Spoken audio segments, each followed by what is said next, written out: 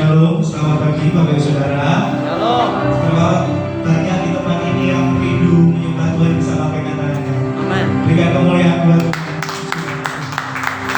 Mari siapkan hati kita satukan kita berdoa bersama.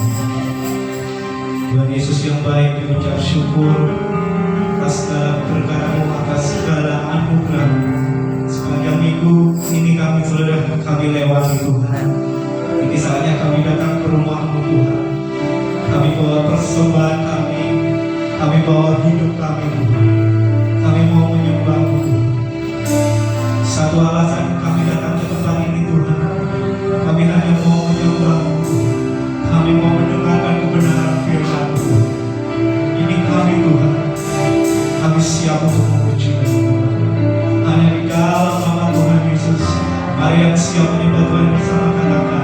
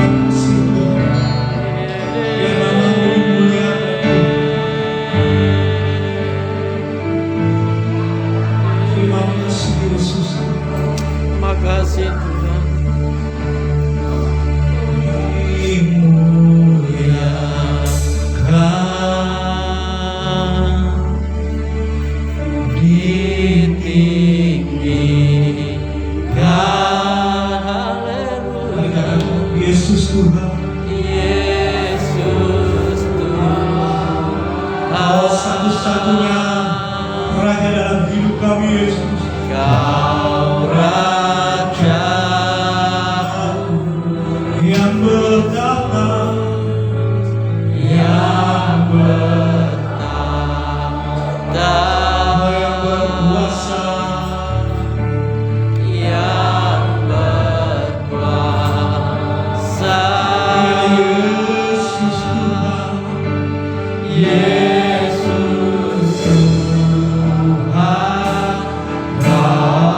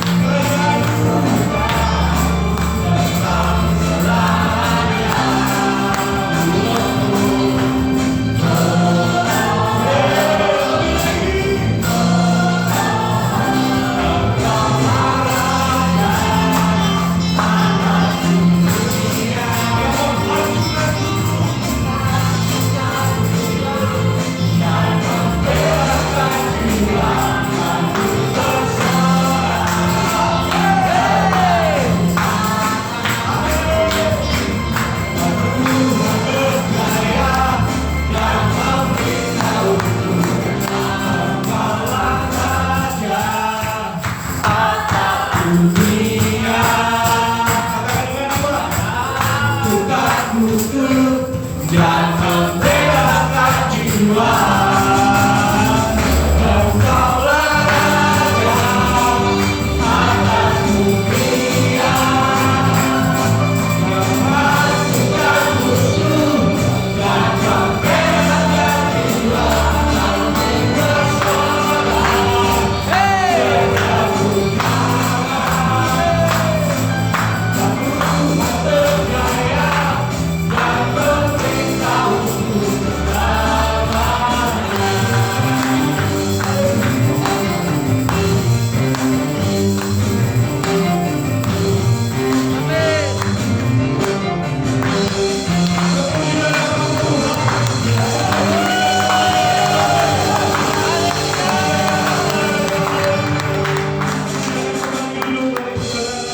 Kita akan mendengarkan kebenaran firman Tuhan. Terima kasih Yesus, terima kasih Tuhan. Amin. Dalam hidup kami satu-satunya yang kami percaya hanya Engkau Tuhan. Tidak ada yang lain yang kami andalkan, hanya Engkau Yesus. Karena kami percaya Engkaulah satu-satunya penebus hidup kami. Sungguh kami bersyukur boleh mengenal Engkau. Terima kasih Yesus.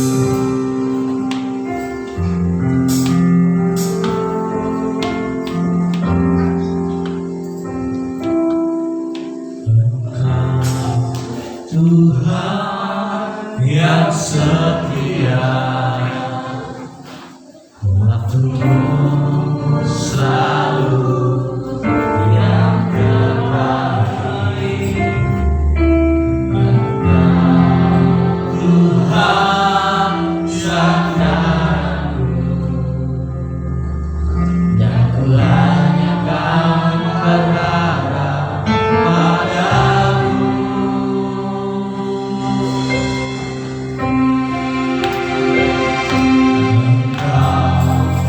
Tuhan yang setia,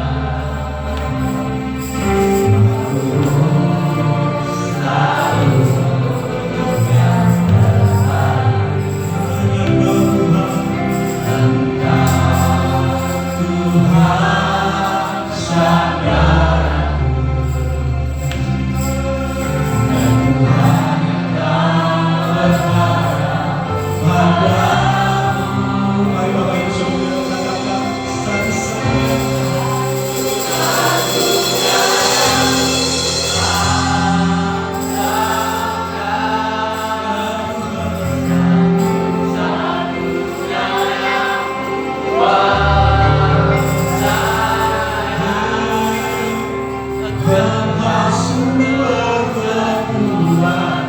Kau dengar ini Tuhan. Ini Tuhan setiap kami Tuhan. Oh satu-satunya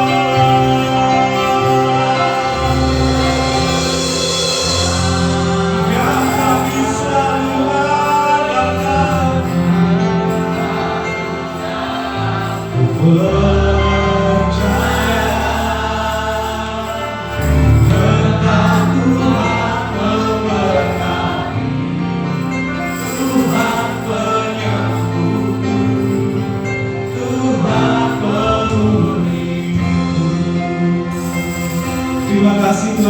semua kebaikan Tuhan yang setia waktu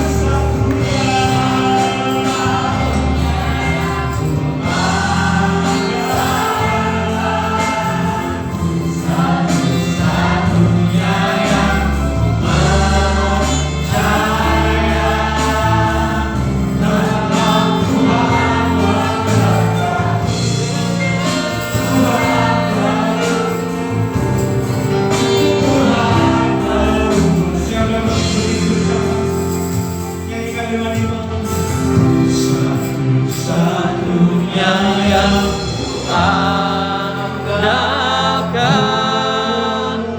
satu-satunya yang ku percaya. Engkau sumber kekuatan, sumber pengharapan, sumber kedamaian.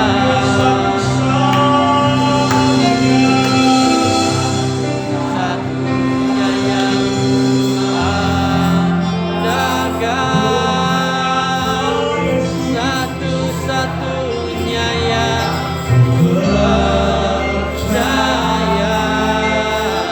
Engkau Tuhan memberkati, Tuhan penyembuh, Tuhan pemulih.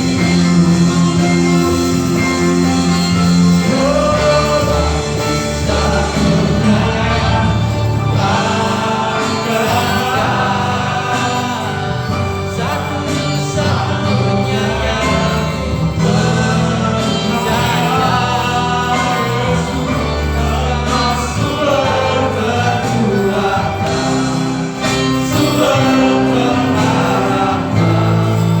sumber pengharapan, sumber kedamaian.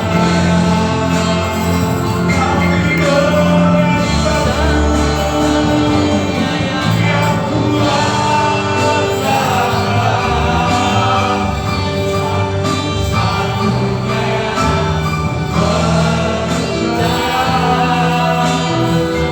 Engkau Tuhan memberkati, Tuhan penyembuh, Tuhan pemulih.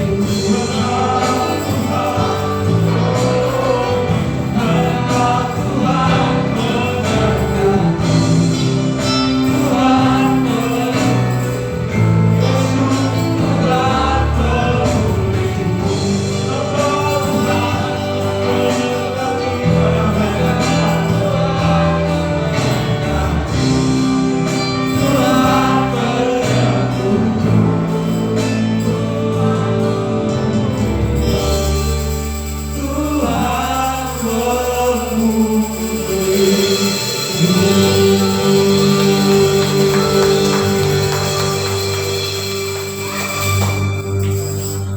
Kekuatan kami, Tuhan.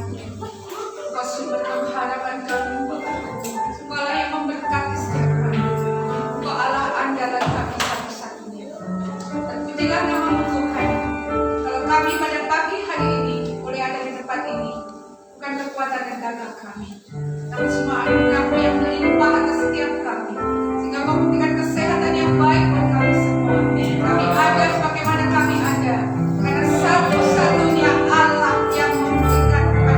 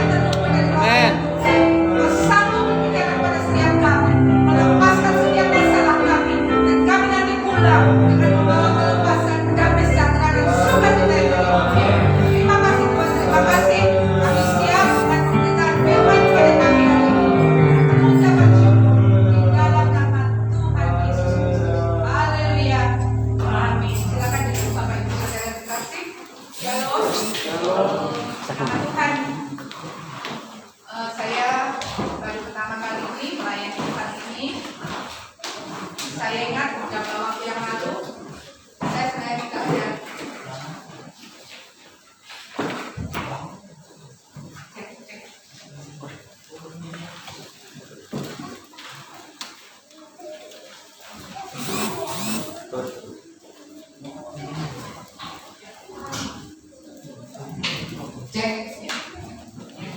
Makasih.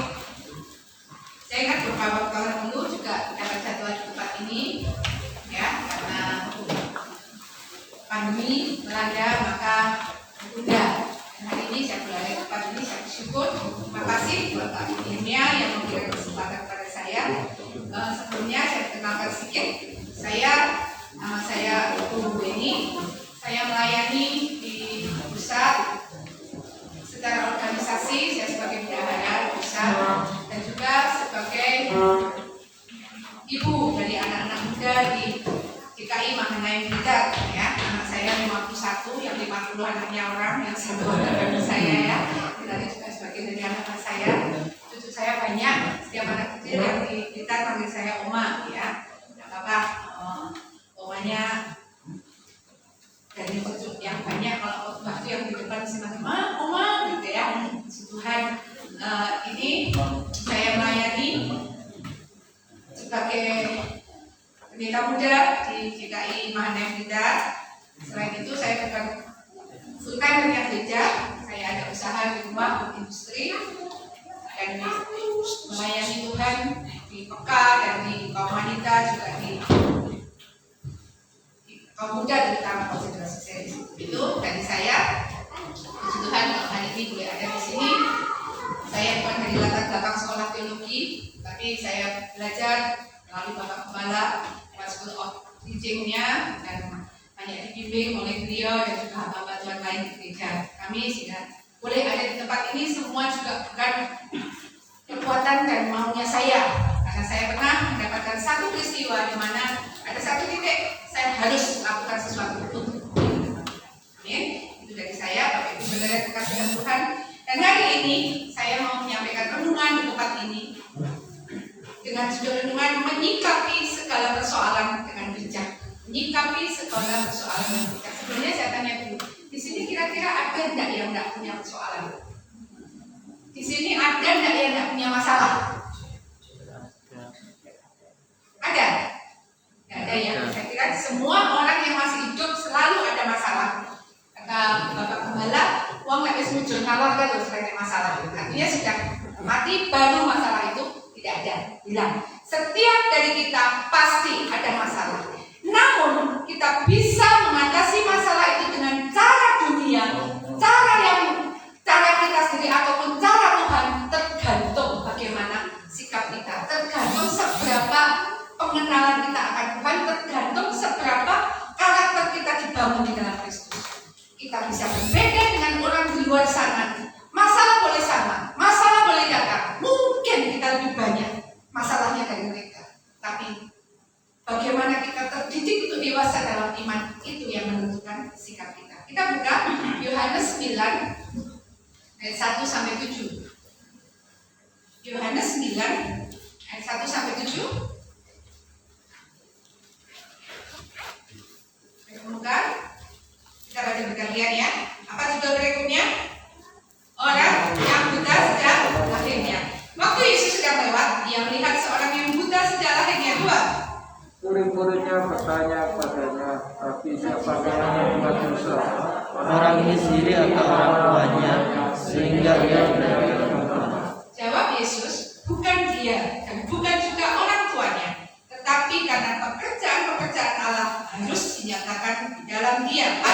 Kita harus mengerjakan pekerjaan Dia yang mengutus aku. Selama masih siang akan datang malam, di mana tidak ada seorang pun yang dapat bekerja. Selama aku di dalam dunia, akulah terang dunia. 6. Setelah ia mengatakan semuanya itu, ia meludahkan tanah dan mengaduk ludahnya itu dengan tanah, lalu mengoleskannya pada mata orang buta tadi.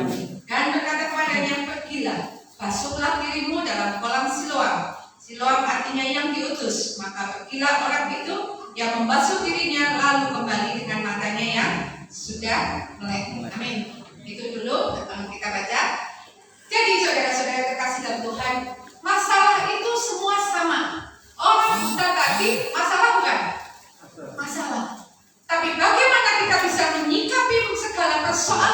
mengajak kita banyak belajar dari 7 ayat yang kita baca.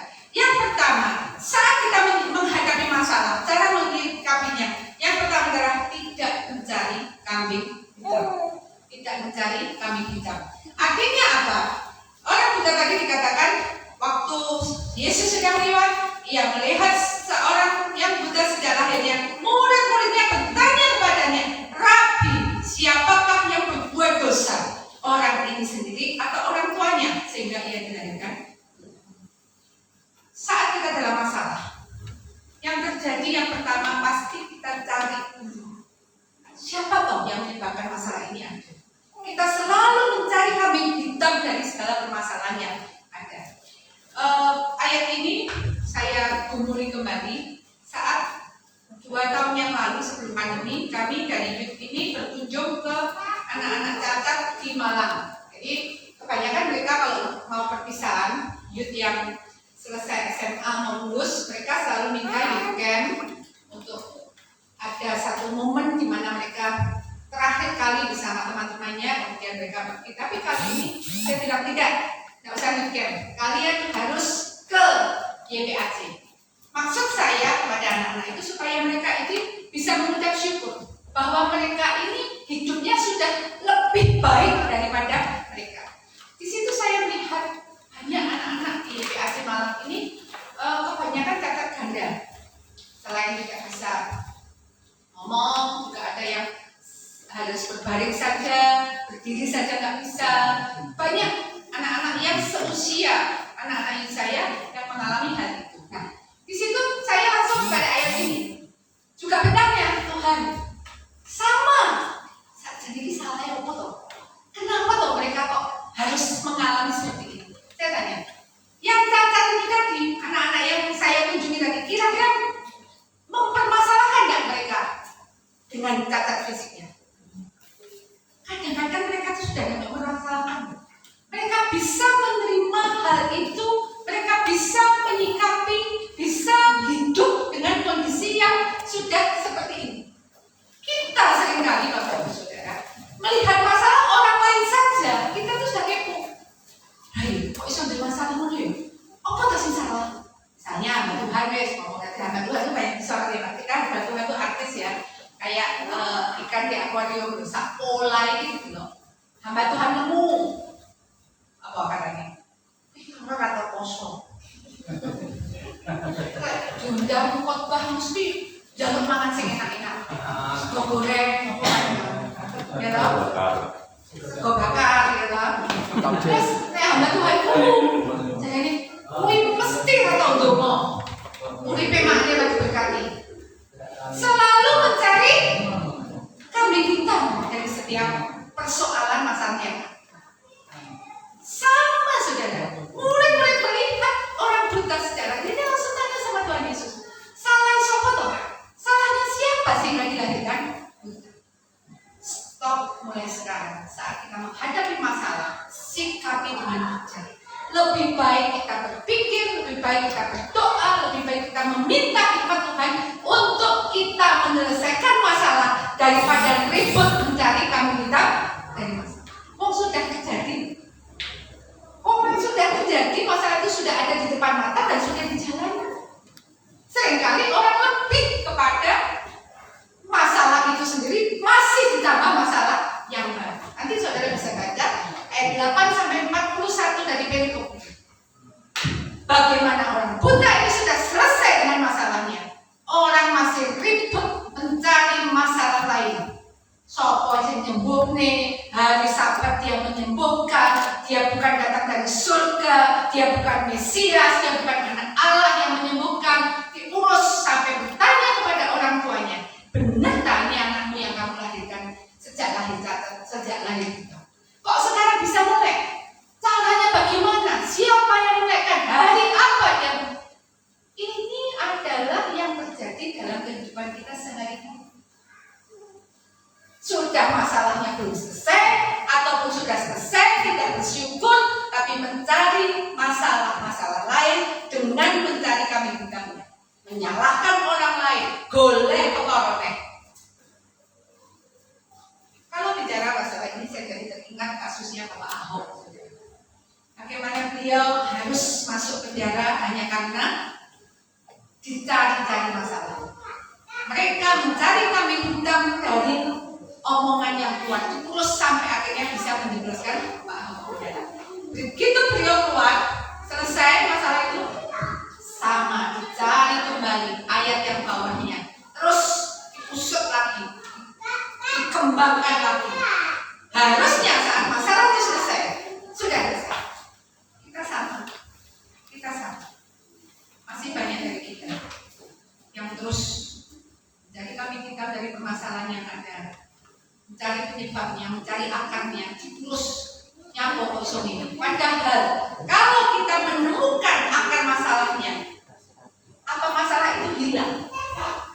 Tuhan Yesus mengajarkan kepada setiap kita lewat murid-muridnya bahwa setiap masalah yang ada ini bukan saja masalah ini dari kita, atau bukan karena dosa kita. Ya, seringkali saudara, kita harusnya introspeksi diri. Kenapa hal ini boleh terjadi dari diri? Kenapa hal ini bisa terjadi dalam kehidupan ekonomi? Kenapa hal ini bisa terjadi dalam kesehatan? Kenapa masalah ini boleh datang dalam rumah tangga? Harusnya kita malah introspeksi diri. Kita mendata, kita uraikan, supaya kita bisa mengatasi masalah-masalah itu dengan efektif. Jangan ada masalah rumah tangga, suami istri saling menyalahkan. Tadi kami kita bilang kontrakan itu entek, lah kowe boros, itu sampai ada banyak kan titik enak. Ini nggak selesai tapi bingung mau teruskan. Anaknya nonton sinetron baru, orang tuanya saling duting-dutingan.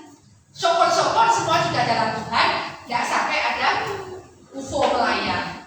Kalau tidak dalam Tuhan, pesawat-pesawatan dari kau di sana, di sini tak sama lagi. Ini loh yang membuat dunia ini yang sudah rumit ini tambah rumit. Bapak Gembala katakan sudah hidup ini sudah susah, jangan dibuat lebih susah. Harusnya masalah yang berat diperkecil, jangan yang tidak ada masalah dibesar-besar.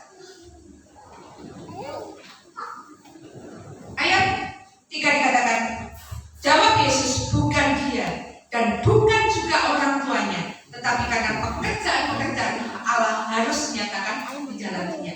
Harusnya setiap masalah yang ada kita mengerti ada proses yang Tuhan izinkan ada di dalam setiap kehidupan kita. Supaya apa? Supaya pekerjaan-pekerjaan Allah dinyatakan atas hidup saudara dan saya. Mengalami proses itu enak? Nggak enak, nggak ada yang enak. Kemarin Pak Adi di YouTube menyampaikan kalau diproses jangan protes supaya menghasilkan progres. Ingat-ingat ini ya. Kalau diproses nggak boleh protes supaya menghasilkan progres. Progres apa yang harus lebih baik? Kalau hari ini Tuhan izinkan masalah terjadi atas hidup kita, ini Tuhan mau kita mau naik kelas, next level. Nggak cuma di sini saja level kita, tapi level iman kita level yang naik.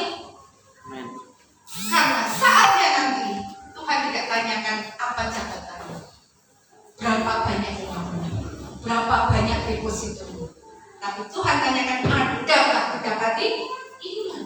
Dan iman yang tetap bertahan sampai akhir adalah iman yang sudah mengalami proses demi proses di dalamnya. Dan proses demi proses terjadi kalau kita menerima banyak masalah. Jadi bersyukur kalau ada masalah. Puji Tuhan, Tuhan mau aku lebih kuat, Tuhan mau aku lebih dewasa.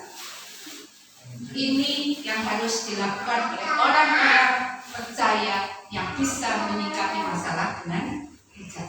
Berikutnya, kalau kita bisa menyikapi persoalan hidup dengan bijak, selain tidak mencari kambing hitam, yang kedua adalah miliki cara pandang Tuhan. Ini harus kita miliki dalam masalah. Kita harus menyamakan cara pandang kita dengan cara pandang Tuhan. Kita ini diciptakan segambar dan serupa dengan Allah. Artinya karakter kita, cara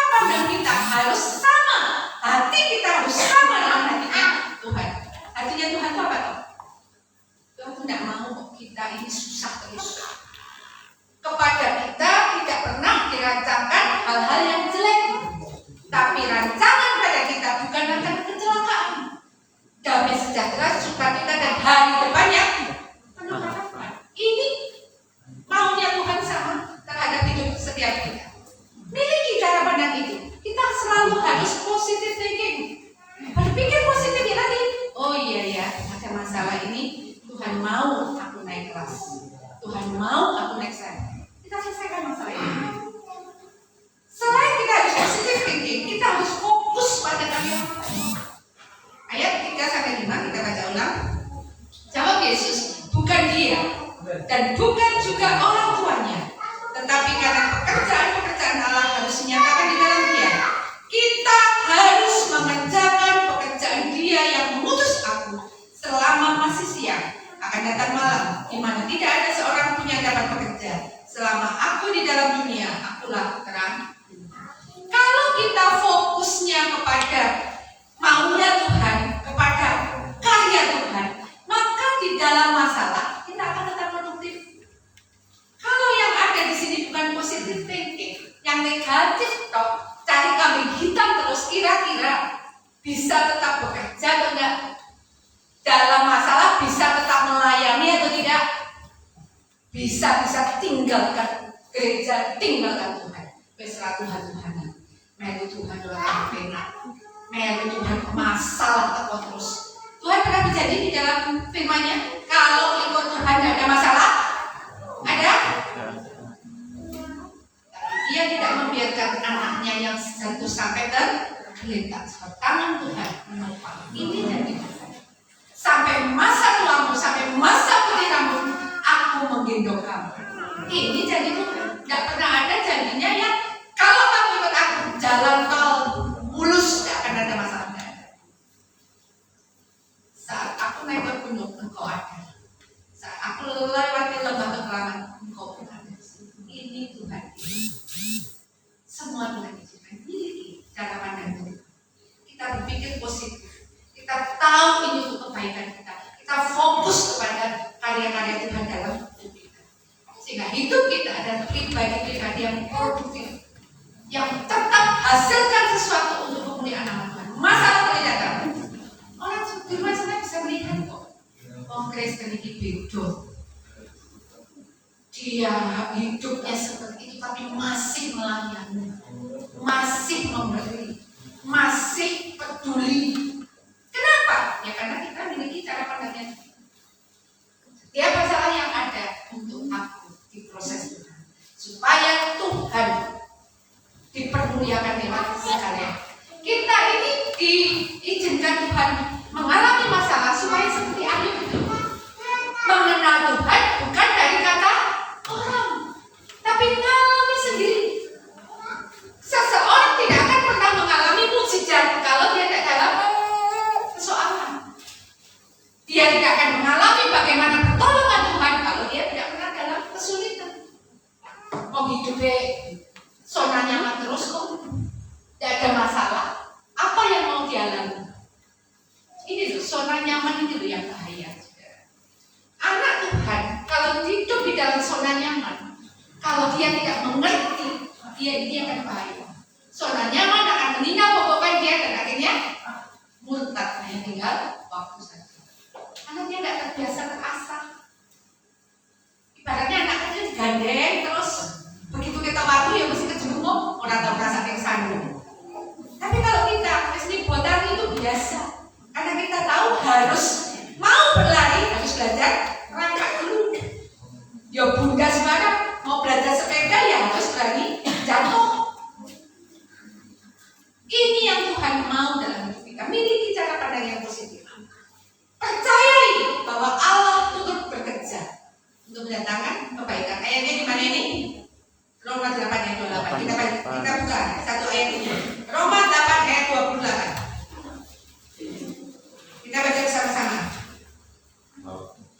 Roma 8 ayat 28. 3. Kita tahu sekarang bahwa Allah turut bekerja dalam segala sesuatu. Untuk apa? Mendatangkan kebaikan bagi siapa?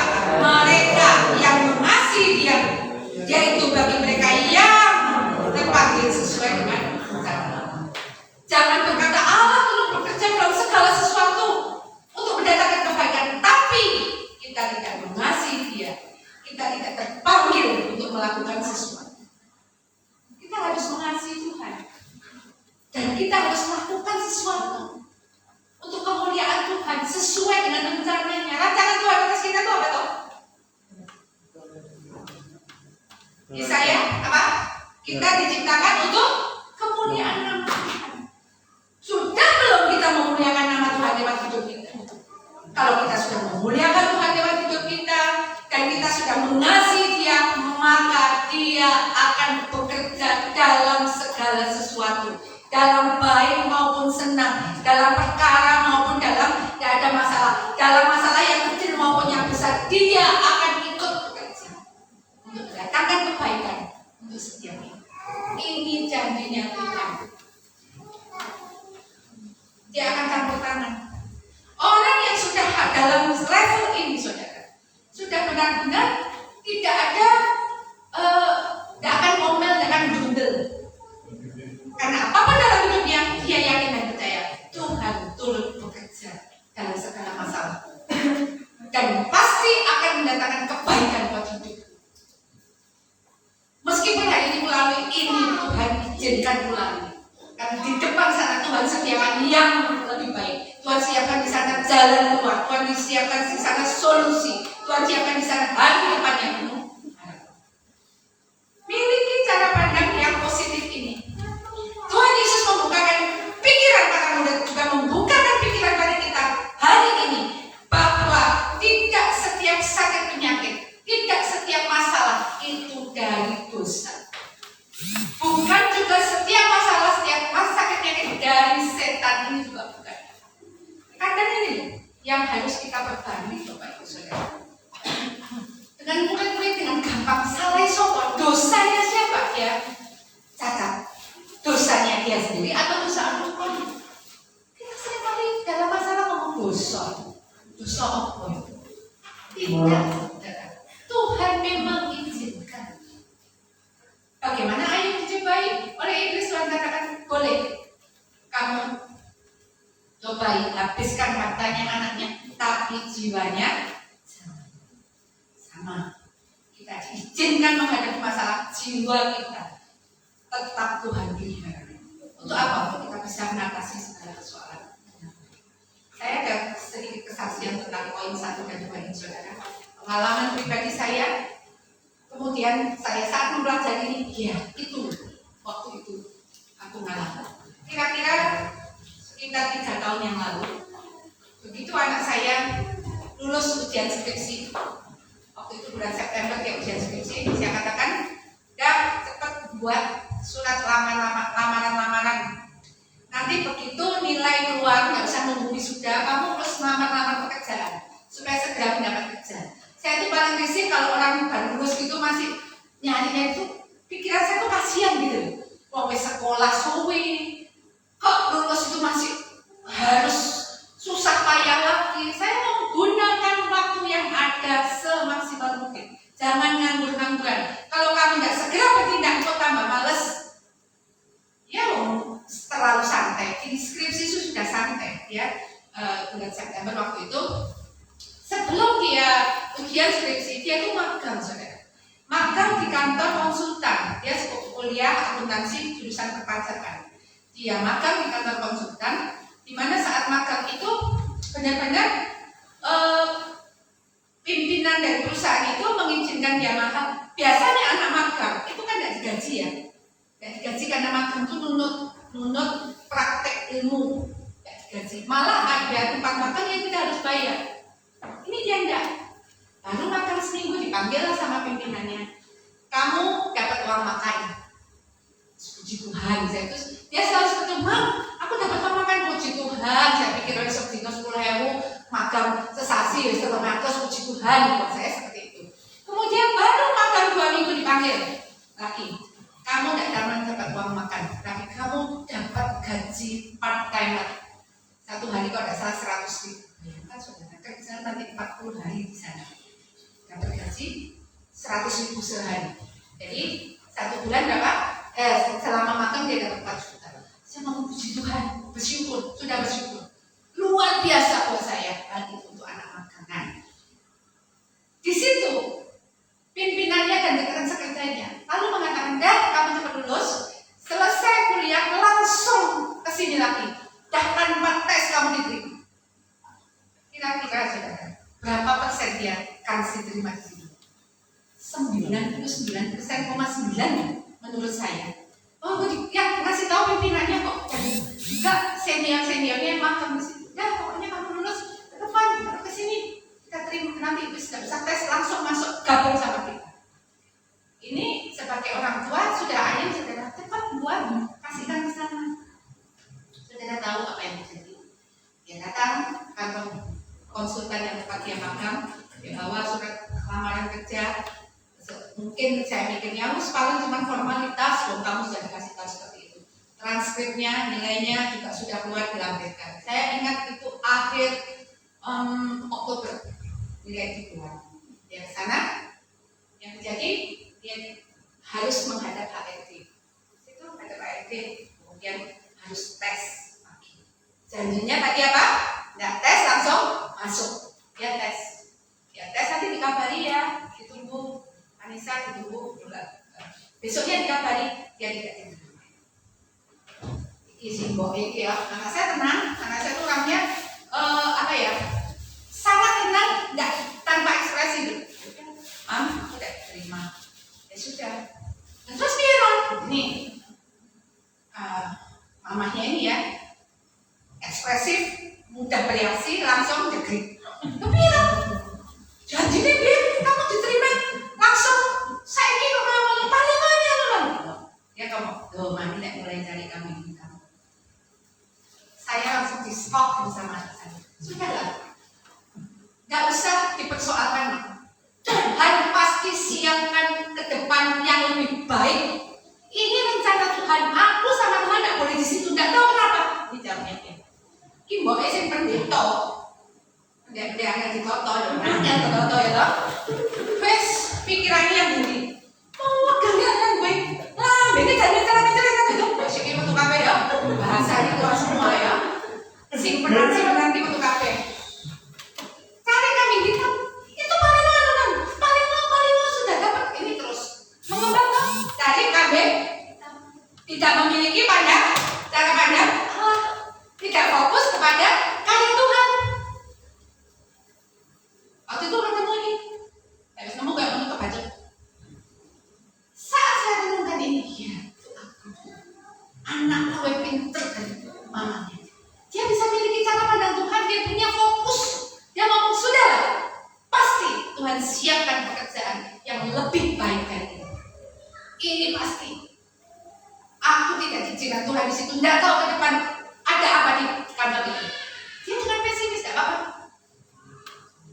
Dengan tanpa saya itu masih ngomel kantor jenenge kantor konsultan ini kantor PHP pemberi harapan palsu ngomel terus orang dicekel balik lagi saya kata juta ngomel terus tek kata saya miskin ngomong balik ini di situ waktu merenungkan ayat ini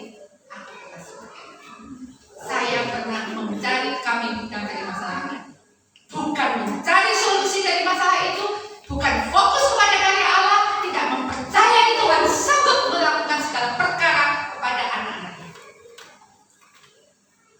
Terus itu akhir Oktober kemudian dia kirim lamaran ke kantornya yang sekarang ini, dia masukkan lamaran, dia diwawancara sama pimpinannya berkata besok masuk. Senin kesini itu hari Jumat, besok kesini ketemu bos satunya, Senin kamu langsung kerja. Aku sudah cocok sama kamu. Tanpa tes ini Pak, transfer saya tidak perlu saya lihat. Saya belum wisuda Pak, kenapa sampai hari ini dia ada di situ. Dan saudara tahu, saat hari pertama dia kerja, dia ngomong ke saya, Mam, kantor ini idamanku sejak lama. Kerja di tempat ini tuh sudah angan-anganku sejak SMP. Saya tanya, saya tahu angan-anganku gitu. Kerja di kantor yang ada satpamnya. Wah, yang hijau yang satpamnya. Kerja di kantor yang ada satpamnya. Terus di lantai sekian itu memang pokoknya lebih dari 10 lagi. Kantor lantai 11 man. Terus kantornya full AC, aku lagi kerja pakai sepatu cepat. Terus saya ngeluh kantor man, ujung gue kayak kalau dia melawan, enggak, melepuh, ya saya jepit, kantor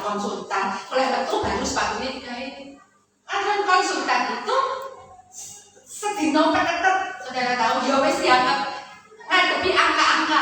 Karena konsultan pajak, katanya dia wis tau waktu coba aku di sana, lupa aku saya kira aku songo perlomban. Kalau di sini kantornya sekarang di TP 5, keren saudara, makan siang TP. Ngomong, katanya kuliahku, dia ngomong kuliahku tembus kalau mau dia kuliah di UPH sebelah sama itu. Sekarang ngantor di TP 5 Pak Center dekatnya TP 5, tinggal kuliah deket mall, kerja deket mall, senengannya ngomong bisa. Ini loh rencana Tuhan. Bayangkan saudara, ini tidak dipikirkan jauh. Apa ngira seperti ini? Dia tidak pikirkan dulu, tapi dia yakin dan percaya Tuhan siapkan yang terbaik untuk dia. Saat dia mengasihi Tuhan dan hidup dalam rancangan, tidak pernah cari kami. Anak saya pikir itu selalu bersih, kami berjati tidak berundel, tidak ngomel, tidak menyalahkan siapa-siapa. Salah sopor dosanya sopor ini akal-akalan sopor tidak. Tapi dia sangat percaya, dia sangat fokus. Tuhan pasti siapkan yang terbaik. Apa ini saudara? Untuk saudara sekalian belajar menghadapi masalah. Tidak saja itu, yang ketiga. Yang ketiga, kita harus bertindak sesuai dengan hikmat Tuhan. Ayat 6 dan 7 kita baca ulang. Setelah ia mengatakan semuanya itu, Tuhan Yesus mengatakan semuanya itu, ia meludah tanah dan mengaduk ludahnya itu dengan tanah, lalu mengoleskannya pada mata orang buta tadi, dan berkata kepadanya, pergilah, basuhlah dirimu dalam kolam Siloam. Siloam artinya yang diutus. Maka pergilah orang itu, ia membasuh dirinya, lalu kembali dengan mata yang sudah melek. Yang ketiga, supaya menyikapi segala persoalan masalah hidup dengan bijak. Yang pertama tadi, tidak mencari kambing hitam. Yang kedua, miliki cara pandang Tuhan. Yang ketiga, bertindaklah sesuai dengan hikmat Tuhan. Ini loh yang seringkali kita tuh mengandalkan pikiran kita, mengandalkan kekuatan kita, mengandalkan kemampuan kita untuk menyelesaikan masalah. Kita lupa kita punya Tuhan yang Maha Tahu. Cara Tuhan menyelesaikan masalah, waktu Tuhan, bukan waktu kita. Caranya bukan cara kita. Harusnya menyembuhkan mata orang buta tadi, kalau caranya Tuhan, maunya kita seperti apa? Melek. Bisa nggak melek? Bisa Tuhan. Tapi dia harus meludah tanah, memoles, mengaduk-aduk air, ludah dan tanah itu, lalu dioleskan. Baru disuruh dia pergi ke kolam, ke Siloam, basuh di situ. Ini caranya. Seringkali kita mengandalkan kekuatan kita, mengandalkan logika kita. Sajanya namun Tuhan gampang kok. Setiap mukjizat yang terjadi di dalam Alkitab, yang pertama ada unsur kita terlebih dahulu. Ada unsur manusia terlebih dahulu. Kenapa? Karena Tuhan menciptakan saudara dan saya dengan akal kita, supaya kita mengerjakan segala sesuatu dengan akal budi kita. Wilayah kita maksimalkan, baru sisanya wilayahnya Tuhan. Mukjizat pertama, mengubah air menjadi anggur. Tuhan bisa nggak tempayan kosong itu langsung penuh air anggur? Sangat bisa, dia Tuhan. Tapi apa yang dikatakan Tuhan Yesus? Isi tempayan itu dengan air. Kenapa? Karena manusia ngisi air tempayan dengan air bisa dilakukan. Iso ngitung. Lek banyu sak tong iki, aku kudu ngisi gawe ember riwahi ping pira itu kita bisa hitung. Itu wilayah manusia. Tapi saat mengubah air menjadi anggur, wilayahnya 5 roti, 2 ikan, sisa berapa bakul? 12 bakul. Tuhan sanggup mendatangkan makanan di situ? Mana saja Tuhan sanggup datangkan? Puluh-puluh Tuhan sanggup. Hanya 5 roti, hanya roti dan ikan sangat sanggup. Tapi Tuhan berkata apa? Apa yang ada? Artinya apa? Kita miliki apa? Itu kita maksimalkan dulu. Baru wilayahnya Tuhan.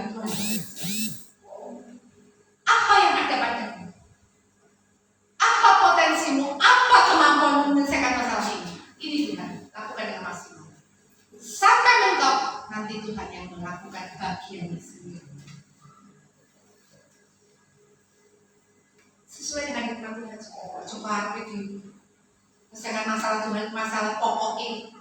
Pokoknya ini Tuhan, pokoknya Tuhan jawab sih Tuhan siapa? Tuhannya siapa?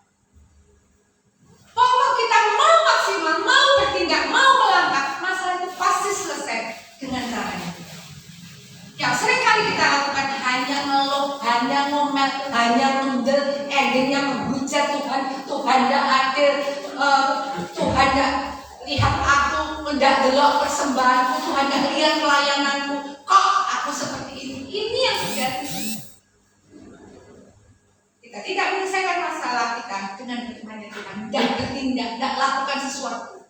Pergi, lakukan sesuatu. Besok ke Siloam. Siloam akhirnya pergi ke sana, keluar. Besok ke sana. Yang diputus keluar ke Siloam. Ada seorang anak muda dulu, tidak tahu alumni tahun berapa itu. Saya tiap tahun anak saya ganti ya. Dan karakternya kadang-kadang baik, kadang-kadang aneh-aneh. Yang angkatan ini baik, melayani semua senang saya. Ada angkatan yang baru-baru. Mulai rakaruan, bawa teman-temannya dari PAM masuk gereja semua. Mereka yang baru-baru ini sedikit saya beritahu, gereja ini malah ramai. Mereka ibadah itu penuh, luar biasa sukacita. Tapi sebenarnya baru-baru bagus. Tidak ada ini apa-apa, tidak ada sesuatu yang mereka lakukan. Ada angkatan yang alih baik, nggak bisa menerima ngomong-ngomong. Jenenge calon lo ibadah sama ibadah, apa yang ibadah segini. Terpujilah namamu Tuhan. Saudara, ini angkatan satu angkatan.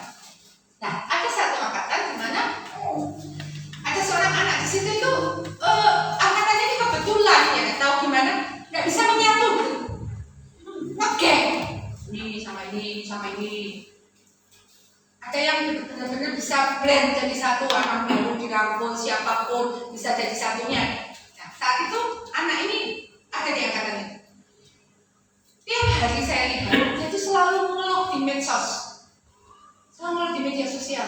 Dia ngomong, aku kibes elek, sudah yatim, ayah nggak punya, kerja yang enggak, kuliah nggak bisa karena nggak mampu. Orang tuaku, coba aku seperti Atta Halilintar, mana kan saudara? Ganteng, sugih, pacarnya ayu, artis, itu dia sempat tulis. Saya pikir anak ini kok seperti ini. Kemudian dia saya kirimi satu tulisan, satu rangkaian tulisan itu yang bagus gitu saya kirim di infonya dia karena saya nggak punya nomornya di WA dia.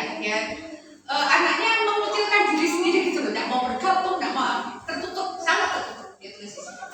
Saya katakan baca tulisan ini. Yang balas sih, iya bagus ya tante tulisannya. Gaya kowe. Itu tulisan buat kamu menemukan. Di situ ditulis bahwa orang itu harus mengucap syukur dalam segala keadaan yang ada. Dan seseorang itu harus optimis. Seseorang itu harus menjadi pribadi-pribadi yang produktif. Kalau dia sudah bisa mengucap syukur, pribadi yang optimis, dia produktif, maka Tuhan akan campur tangan dengan apa segala yang dikerjakannya.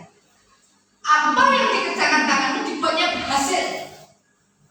Alat untuk bekerja itu ayat itu ada semua di situ. Anak ini ngeluh setiap hari, setiap saat, setiap waktu. Kalau ketemu saya juga gitu. Gimana Pak? Aku tuh sudah miskin, gak punya teman tuh tante. Saya tanya, apa yang bisa kamu lakukan? Saya gak punya keterampilan apa-apa. Dah ini aja, di rumah adikmu berapa? 3. Dan gak punya apa-apa, anak adik itu. Yang satu sudah kerja, yang 2 itu masih kecil-kecil. Terus yang paling, mamamu kerjaannya apa? Buat botok tante kalau pagi terus dijual gitu. Saya tuh dia nolong saya. Kok menghidupi anak segitu besar-besar banyak dari situ. Nah, kamu kalau mama lagi repot buat botok, kamu nggak bisa kan lagi godongin sampai sekarang. Terus saya bangun itu, mama sudah terangkat. Kami jam biru jam 10. Kira-kira Tuhan itu melirik bocah yang ini apa? Wes Joko umurnya waktu itu ngomong sama saya itu sekitar 22-23. Tangi jam 10 pengen sugih, pengen duwe pacar ayu, pengen ngetok kayak Atta Halilintar. Tapi ikan ini jam 10. Malah bocongnya orang tahu. Saya sampai ngomong gini loh, kamu mandiri adikmu itu bisa,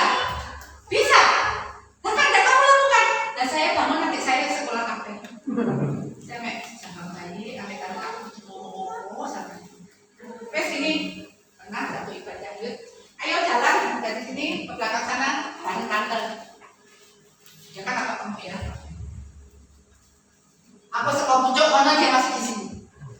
Saya panggil pucuk. Dari cara jalanmu saja, ini Tuhan itu salah-salah semua gue. Iya loh.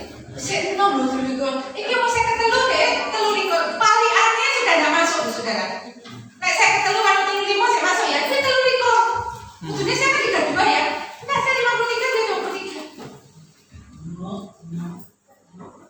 Tuhan ini kasar-kasar saya ngomong, perbaiki dulu dari diri dulu. Perbaiki dari dirimu dulu. Kebiasaanmu dirubah dulu. Tani isuk diet. Semangat aja. Mamanya cerita soalnya sama saya. Tuh, makan muake. Daganganku sih gentek nih. Tak lu kejudan gentek anak itu. Terus semangatnya akeh. Tidak produktif. Tani nyawan. Ngomel di sini. Kalau bertindak, kalau bekerja, kalau lakukan sesuatu, terus masih belum mencukupi itu ngomel masih buat saya masih ceklilah, masih ya sudahlah, yang brutal tapi tidak pernah lakukan apapun. Itu sebanyak saudara terjadi dalam hidup orang percaya. Bisanya cuma ngomel, bisanya maidon orangnya, bisanya menghujat Tuhan. Tuhan tidak adil, Tuhan tidak baik sama saya. Aku kok seperti ini, orang lain bandingkan, tapi dirinya sendiri tidak mau lakukan apa-apa. Dia tidak maksimalkan apa yang dalam hidup. Saya ngomong enak-enakmu, kamu tuh mesti punya potensi. Berapa waktu yang lalu saya sampai SMS dia. Inilah ada pekerjaan. Tidak nuntut latar belakang pendidikanmu. Tidak nuntut apapun, kamu boleh kerja sak jammu. Tangi jam 10 kamu udah jam walas oleh. Karena kerjaan ini nyotiri botol-botol itu ya, tergantung kecepatan dia nyetir ditimbang dia nggak di situ. Jawabannya apa? Nah kan dia kesel tuh tante nyotiri botol-botol. Yes. Saya sampai ngomong, aku ikut piye ngomong ini. Nek nggak mau kesel ya kan dia ngomong duit ceplok tukang mangit, duit printing 5 juta mantek kowe tak. Mau dia seperti itu.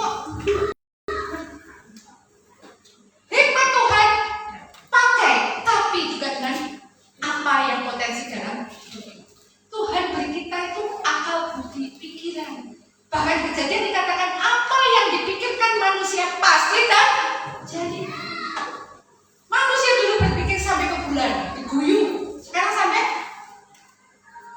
manusia bisa terbang, diguyur. Sekarang bisa lewat pesawat. Artinya apa? Ide di sini itu pasti terwujud. Kenapa ya? Karena Tuhan berikan itu kepada setiap kita. Tergantung kita memaksimalkan atau tidak. Kecanggihan alat-alat ini loh. Saya lagi lihat, wow, cak bagus bisa main ini. Saya ngomong sama aku, jual main drum yang nomor ceblok. Di sini. Ini canggih loh, berangkat segini ini bisa menghasilkan melodi yang seperti itu tadi. Ini datang dari mana? Dari Tuhan atau pikiran manusia? Idenya manusia.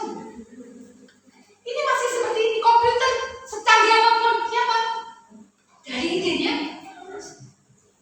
Kita ini luar biasa Tuhan sudah berikan. Tinggal dipakai atau tidak. Plus hikmat dari Tuhan ini yang membedakan orang-orang Kristen harusnya lebih sukses, lebih produktif, lebih berhasil daripada orang dewasa. Karena apa yang kita miliki sama-sama mereka, tapi kita punya penasihat yang ajaib, punya Roh Agung, Roh Kudus yang luar biasa, punya Allah yang Maha Tahu, yang memandang kehidupan kita jauh ke depan.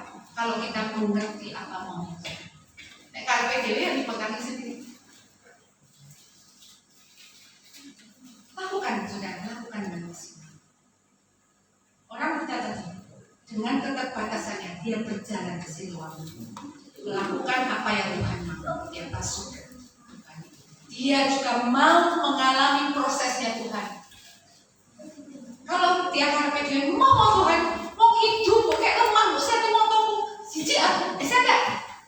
Dia bisa nolak kok, tapi dia taat, dia mau sama prosesnya Tuhan, dan dia mau berjalan ke Siloam. Dia bisa protes, sebulan ya loh Tuhan di sini, sembuh aku. Jalan ke Siloam, cuci mukamu di situ, basuh matamu, dan kamu akan hidup. Dia lakukan. Bagaimana saudara dan saudara? Masihkah kita hanya dalam masalah saja? Dalam segala persoalan yang terjadi, kita hanya berputar-putar, hanya mencari kambing hitam, saling menyalahkan satu dengan yang lain. Tidak mau keluar dari masalah. Yang kedua, kita masih memiliki cara pandang yang terbatas. Kita tidak memiliki cara pandang yang Tuhan. Saudara dan saya biji matanya. Saudara dan saya anak yang dikasihi. Saudara dan saya cintanya Tuhan. Karena begitu besar kasihnya akan dunia ini. Dia mengaruniakan Tuhan Yesus kepada setiap kita.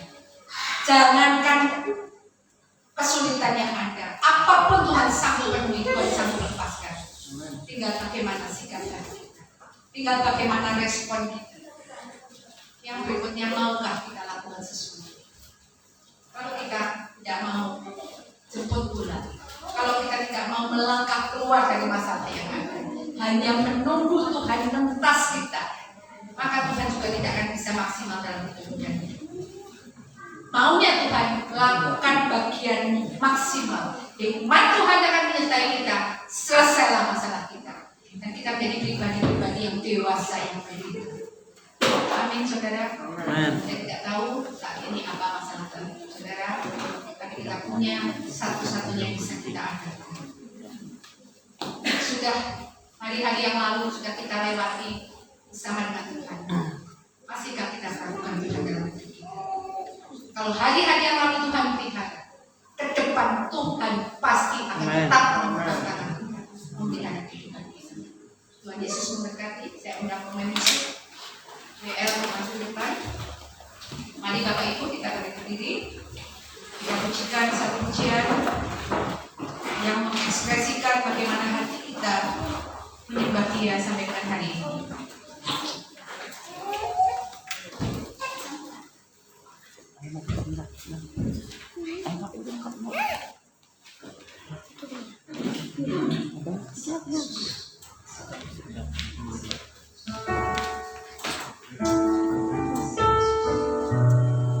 Kita pujikan pujian ini. Jadi doa kita pujian kita kepada Tuhan. Pujikan dari hati kita.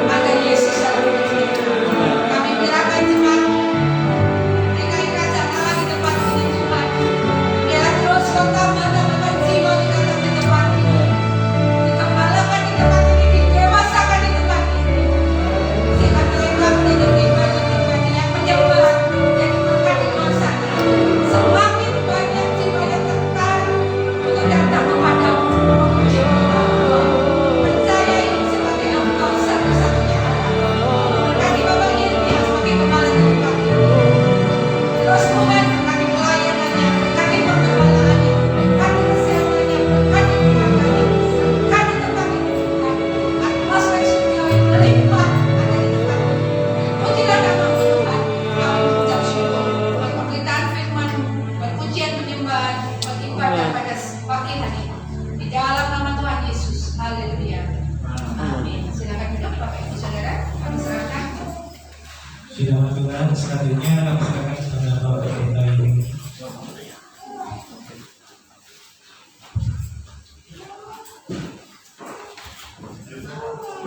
Shalom Bapak Ibu. Kita semuanya bersuka cita diberkati oleh kebenaran Tuhan. Kita percaya melalui persoalan yang ada membuat kita semakin bertumbuh dewasa di dalam Tuhan dan kita boleh mengenal Tuhan dengan baik. Kita semuanya bersuka cita. Boleh kita bangkit berdiri sekali lagi Bapak Ibu. Mari kita gandol Gusti.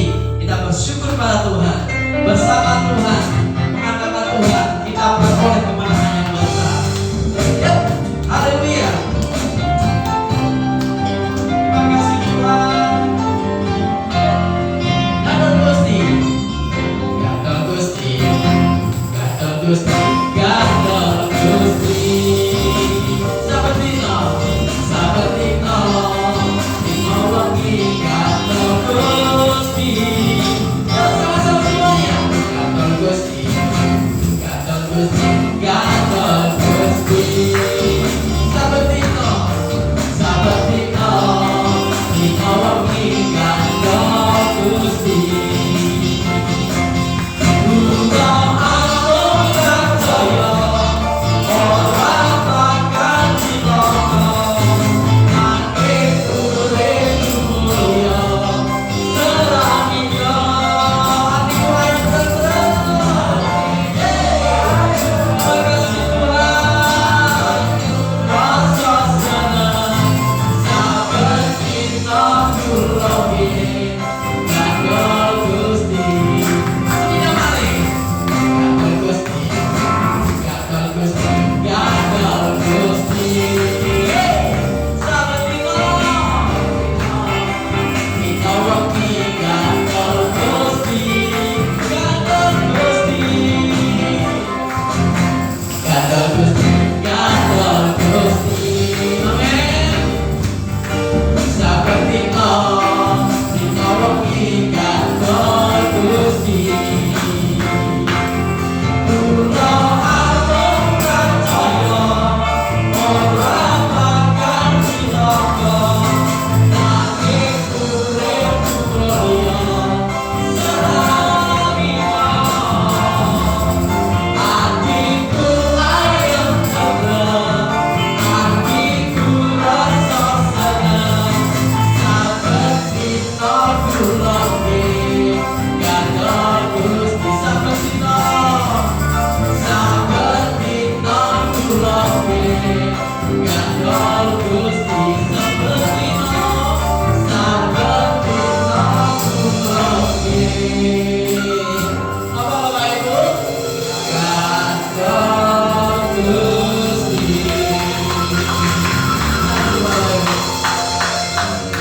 Puji nama Tuhan. Nah, sebentar kita akan memberikan persembahan yang terbaik buat Tuhan. Mari bersama-sama kita boleh tunduk kepala, kita berdoa. Kami kembali datang kepada Tuhan mengucap syukur atas kasih karunia Tuhan yang begitu besar, yang begitu melimpah dalam kehidupan kami umat tempat ini. Dan sebentar kami akan memberikan persembahan yang terbaik. Kami kerjakan semuanya ini karena kami mengasihi Tuhan. Di dalam nama Tuhan Yesus. Haleluya. Amin. Yes. Kita memberikan persembahan terbaik buat Tuhan. Kita bersyukur kepada Dia sebab Tuhan Yesus baik. Haleluya. Gandol Gusti, gandol Gusti, gandol Gusti. Sabatino, dino wangi, gandol Gusti. Gandol Gusti, gandol Gusti, gandol Gusti. Sabatino, dino wangi, gandol Gusti. Kula aku percaya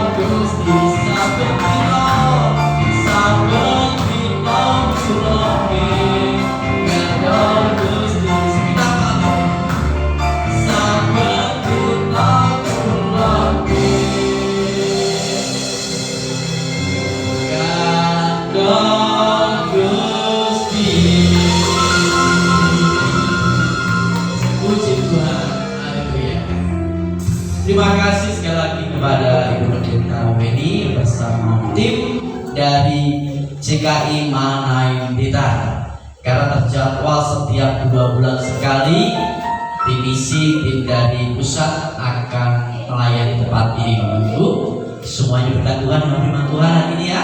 Kita bersuka cita, kita beri menunggu untuk pelayanan ke depannya. Tuhan Yesus memberkati. Mau diperhatikan untuk pengumuman sepakat Bapak Ibu. Hari Sabtu jam 3 sore bersama-sama untuk anak-anak ada ibadah Excellent Kid di tempat ini jam 3 sore. Mohon orang tua untuk bekerja sama untuk mengantarkan anak-anak dalam ibadah anak Excellent Kid setiap hari Sabtu jam 3 sore. Kemudian akan dilanjutkan dengan menara doa dan puasa hari Sabtu di tempat ini jam 4:30 sampai jam 6 sore. Semua pelayan Tuhan semua untuk bisa hadir di dalam menara doa dan puasa setiap Sabtu 4:30 jam 6 sore. Dilanjutkan dengan latihan musik jam 6 sore sampai dengan selesai. Besok hari Minggu bersama-sama kita akan bertemu tempat ini jam 8 pagi. Jadi Bapak Ibu ya, kita akan datang lagi tempat ini bersama-sama dengan jemaat yang lain hari Minggu jam 8 pagi. Tadi saya lihat ada jemaat-jemaat yang baru Bapak Ibu ya, wajah yang baru pertama bisa balik berdiri. Saudara, oh iya, siapa tahu kita juga puji Tuhan bersama keluarga ya. Iya, ada 2 rombongan ini Bu ya. Oh gitu ya, puji Tuhan. Ya ini kan cek mana ya. Puji Tuhan Bapak Ibu ya. Kita akan tutup ibadah kita hari ini Bapak Ibu.